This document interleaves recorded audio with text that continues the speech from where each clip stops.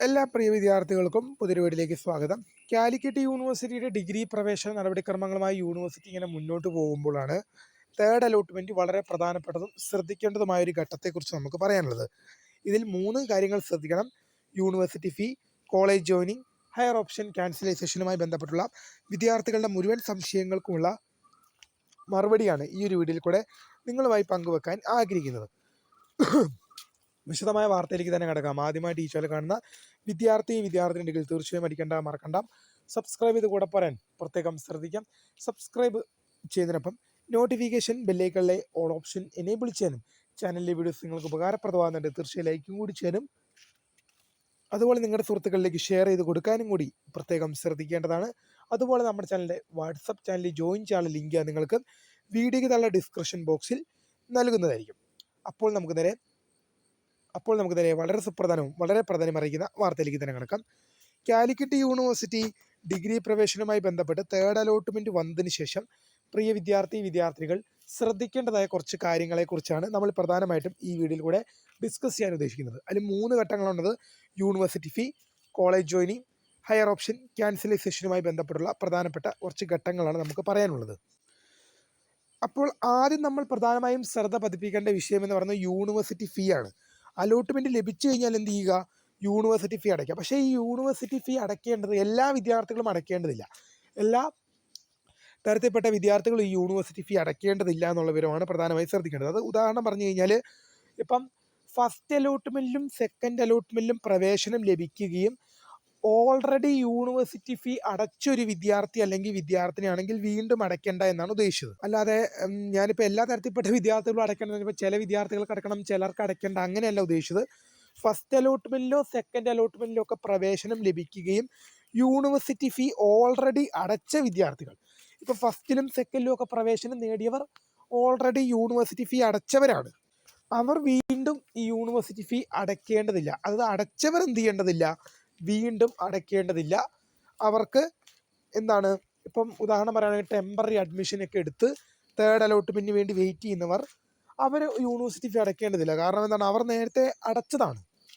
അപ്പോൾ അവരടയ്ക്കേണ്ട ആവശ്യമില്ല. പിന്നെ ആരാണ് ഈ യൂണിവേഴ്സിറ്റി ഫീ അടയ്ക്കേണ്ടത്? ഫസ്റ്റ് അലോട്ട്മെൻറ്റിലും സെക്കൻഡ് അലോട്ട്മെൻറ്റിലും പ്രവേശനം ലഭിക്കാതിരിക്കുകയും തേർഡ് അലോട്ട്മെൻറ്റിൽ ആദ്യമായിട്ട് പ്രവേശനം നേടുന്നവർ. ഫസ്റ്റ് അലോട്ട്മെൻറ്റ് വന്നു, സീറ്റ് ലഭിച്ചില്ല. സെക്കൻഡ് അലോട്ട്മെൻറ്റ് വന്നു, സീറ്റ് ലഭിച്ചില്ല. അങ്ങനെയെങ്കിൽ തേർഡ് അലോട്ട്മെൻറ്റ് വന്നു, തേർഡ് അലോട്ട്മെൻറ്റിൽ ആദ്യമായിട്ടാണ് സീറ്റ് ലഭിക്കുന്നത്. ഫസ്റ്റ് അലോട്ട്മെൻറ്റിലും സീറ്റ് ലഭിച്ചില്ല, സെക്കൻഡ് അലോട്ട്മെൻറ്റിലും സീറ്റ് ലഭിച്ചില്ല. തേർഡ് അലോട്ട്മെൻറ്റിൽ ആദ്യമായിട്ടാണ് പ്രവേശനം നേടുന്നത്. അങ്ങനെയെങ്കിൽ നിർബന്ധമായിട്ടും യൂണിവേഴ്സിറ്റി ഫീ അടയ്ക്കണമെന്നുള്ളത് ശ്രദ്ധ പതിപ്പിക്കേണ്ട ഒരു വിഷയം തന്നെയാണ്. യൂണിവേഴ്സിറ്റി ഫീ എത്രയാണ് അടയ്ക്കേണ്ടത്? ഇപ്പോൾ ഫസ്റ്റ് അലോട്ട്മെൻറ്റിലും സെക്കൻഡ് അലോട്ട്മെൻറ്റിലും സീറ്റ് ലഭിക്കാതെ തേർഡ് അലോട്ട്മെൻറ്റിൽ ആദ്യമായിട്ട് പ്രവേശനം നേടുന്നവർ യൂണിവേഴ്സിറ്റി ഫീ അറിയണം. അപ്പോൾ എത്ര രൂപയാണ് അടയ്ക്കുന്നത്? ജനറൽ കാറ്റഗറിയിൽ പെടുന്ന വിദ്യാർത്ഥികൾ 575 രൂപ. ജനറൽ കാറ്റഗറിയിൽ പെടുന്ന വിദ്യാർത്ഥി അല്ലെങ്കിൽ വിദ്യാർത്ഥികൾ 575 രൂപയും SC/ST കാറ്റഗറിയിൽ പെടുന്ന വിദ്യാർത്ഥികൾ 175 രൂപയാണ്. SC/ST കാറ്റഗറിയിൽ പെടുന്നത് 175 രൂപയാണ് ഫീ അടയ്ക്കേണ്ടത്. ജനറൽ കാറ്റഗറിയിൽ പെടുന്ന വിദ്യാർത്ഥികൾ 575 രൂപയും SC/ST കാറ്റഗറിയിൽ പെടുന്ന വിദ്യാർത്ഥികൾ 175 രൂപയുമാണ് ഫീ അടയ്ക്കേണ്ടത്. SC/ST വിദ്യാർത്ഥികൾക്കാകുമ്പോൾ റിസർവേഷനും മറ്റു കാര്യങ്ങളുള്ളത് കൊണ്ടാണ് അവർക്ക് ഈ ഫീസ് ഇളവ് ലഭിക്കുന്നത്. അപ്പോൾ ഇത്രയും കാര്യങ്ങളാണ് ശ്രദ്ധിക്കേണ്ടത്. ഇതിനുശേഷം നിങ്ങൾ എന്ത് ചെയ്യണം? അടുത്ത ശ്രദ്ധിക്കേണ്ട ഘട്ടമാണ് കോളേജ് ജോയിനിങ്. ജൂലൈ മാസം 7-ാം തീയതി മുതൽ ജൂലൈ മാസം 12-ാം തീയതി വരെ, ജൂലൈ മാസം 7-ാം തീയതി മുതൽ ജൂലൈ മാസം 12-ാം തീയതി വരെയാണ് കോളേജ് ഡിപ്പാർട്ട്മെൻറ്റുകളിൽ പ്രവേശനത്തിനായിട്ട് നിങ്ങൾക്ക് ഹാജരാവേണ്ടത്. കോളേജ് ഡിപ്പാർട്ട്മെൻറ്റുകളിൽ നിങ്ങൾ പ്രവേശനത്തിനായിട്ട് ഹാജരാകണമെന്നുള്ളത് പ്രധാനമായും ശ്രദ്ധിക്കേണ്ട വിഷയം തന്നെയാണ്. അപ്പോൾ പ്രിയ വിദ്യാർത്ഥികൾക്ക് ഹയർ ഓപ്ഷൻ ക്യാൻസലൈസേഷനുമായി ബന്ധപ്പെട്ട് കുറച്ച് കാര്യങ്ങൾ പറയാനുണ്ട്. പക്ഷേ പ്രധാനമായും നമുക്ക് ഈ അലോട്ട്മെൻറ്റിൽ അതിനെക്കുറിച്ച് പറയാനില്ല. കാരണം എന്താണ്? നിങ്ങൾക്കിതിൽ ടെമ്പററി അഡ്മിഷൻ ഇല്ല. ഇപ്പം നിങ്ങൾക്ക് ഒന്നാമത്തെ ഓപ്ഷൻ, പരമാവധി നമുക്ക് 20 ഓപ്ഷൻ കൊടുക്കാം. ഇതിൽ നിങ്ങൾക്ക് ഒന്നാമത്തെ ഓപ്ഷൻ കിട്ടിയാലും ശരി, 20ാമത്തെ ഓപ്ഷൻ കിട്ടിയാലും ശരി, ഇതിൽ നിങ്ങൾക്ക് പെർമനൻ്റ് അഡ്മിഷൻ മാത്രമേ ഉള്ളൂ. നിങ്ങൾക്ക് ടെമ്പററി ആയിട്ട് ജോയിൻ ചെയ്യാൻ സാധിക്കില്ല. നിങ്ങൾക്ക് ടെമ്പററി ആയിട്ട് ഒരു കോളേജിൽ ഏതെങ്കിലും ഒരു കോഴ്സിൽ ജോയിൻ ചെയ്യാൻ സാധിക്കില്ല. നിങ്ങൾക്ക് ലഭിച്ച സീറ്റ് ഇഷ്ടപ്പെട്ടതാണെങ്കിലും, ഇപ്പോൾ നിങ്ങൾക്ക് ലഭിച്ച കോളേജ് ഇഷ്ടപ്പെട്ട കോളേജാണെങ്കിൽ, ഇഷ്ടപ്പെടാത്ത കോളേജാണെങ്കിൽ, ഇഷ്ടപ്പെട്ട കോഴ്സാണെങ്കിൽ, ഇഷ്ടപ്പെടാത്ത കോഴ്സാണെങ്കിലും നിർബന്ധമായും നിങ്ങൾ പെർമനൻ്റ് ആയിട്ട് ജോയിൻ ചെയ്യണം. പെർമനൻ്റ് അഡ്മിഷൻ മാത്രമേ ഉള്ളൂ. അപ്പോൾ ഹയർ ഓപ്ഷൻ ഉണ്ടായിട്ടും വലിയ കാര്യമൊന്നുമില്ല. യൂണിവേഴ്സിറ്റി പ്രത്യേകം പറഞ്ഞിട്ട് ക്യാൻസൽ ചെയ്ത് കളയണമെന്ന്. നിങ്ങളുടെ ഹയർ ഓപ്ഷൻസ് എല്ലാം ക്യാൻസൽ ചെയ്ത് കളയുക.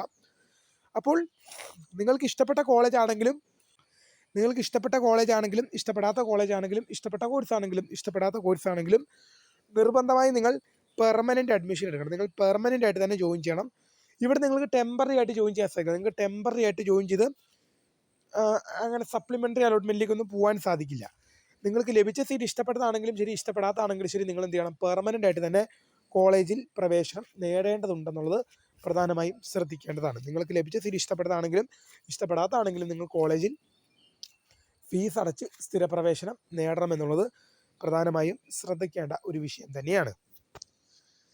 ഇത് യൂണിവേഴ്സിറ്റി ഫീയുടെ കാര്യം നമ്മൾ ആദ്യമേ പറഞ്ഞു. എന്താണ് ഒന്നുകൂടെ എല്ലാ ഘട്ടങ്ങളും ഒന്നുകൂടെ ഒന്ന് സ്പീഡപ്പ് ചെയ്ത് പറയുവാണെങ്കിൽ, യൂണിവേഴ്സിറ്റി ഫീ അടയ്ക്കേണ്ടത് ഫസ്റ്റ് അലോട്ട്മെൻറ്റിലും സെക്കൻഡ് അലോട്ട്മെൻറ്റിലും കോളേജുകളിലും കോഴ്സുകളിലൊന്നും പ്രവേശനം ലഭിക്കാതിരിക്കുകയും ഫസ്റ്റ് അലോട്ട്മെൻറ്റിലും സെക്കൻഡ് അലോട്ട്മെൻറ്റിലും കോളേജുകളിലും ഒരു കോഴ്സുകളിലും പ്രവേശനം ലഭിക്കാതിരിക്കുകയും തേർഡ് അലോട്ട്മെൻറ്റിൽ ആദ്യമായിട്ട് പ്രവേശനം നേടുന്നൊരു വിദ്യാർത്ഥിയാണെങ്കിൽ യൂണിവേഴ്സിറ്റി ഫീ അടയ്ക്കണം.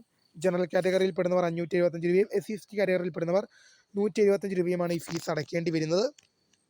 അതുപോലെ തന്നെ ഫസ്റ്റ് അലോട്ട്മെൻറ്റിലോ സെക്കൻഡ് അലോട്ട്മെൻറ്റിലോ അലോട്ട്മെൻറ്റ് ലഭിക്കുകയും ടെമ്പററി ആയിട്ട് ജോയിൻ ചെയ്ത് അടുത്ത അലോട്ട്മെൻറ്റിന് വേണ്ടി വെയിറ്റ് ചെയ്യുന്നവർ വീണ്ടും യൂണിവേഴ്സിറ്റി ഫീ അടയ്ക്കേണ്ടതില്ല. കാരണം നിങ്ങൾ ഓൾറെഡി ഫീസ് അടച്ചവരാണ്. അതുകൊണ്ട് നിങ്ങൾ അടയ്ക്കേണ്ടതില്ല. കോളേജ് ജോയിനിങ് ജൂലൈ മാസം 7-ാം തീയതി മുതൽ ജൂലൈ മാസം